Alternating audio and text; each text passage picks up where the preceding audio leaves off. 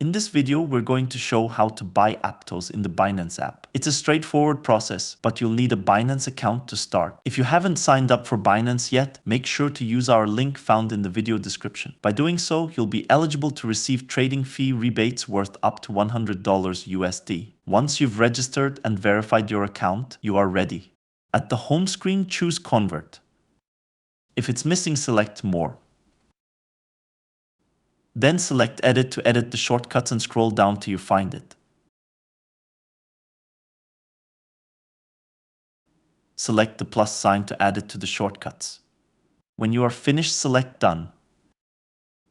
Now go back to the home screen and select the icon you just added. Now select the currency you wish to use for the purchase. Then add the currency you want to buy. In our case, we are looking to buy Aptos. There are two ways to buy it. You can either choose the current market value, or you can set the specific price at which you wish to buy. Now we just need to preview the conversion to ensure everything is correct. If it looks okay, then choose to convert it.